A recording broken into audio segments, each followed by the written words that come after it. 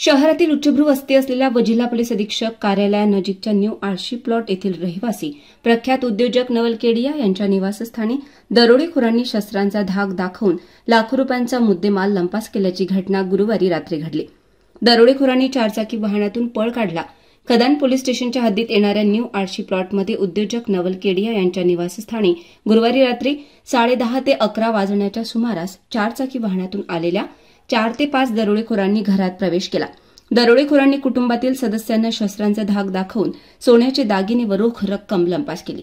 या घटनेमुळे केडिया कुटुंबीय दहशतीच्या सावटाखाली आहेत।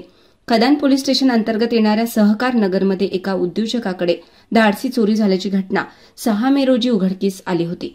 त्यानंतरही या पोलीस स्टेशनच्या हद्दीत अनेक चोऱ्यांचे सत्र सुरूच आहे।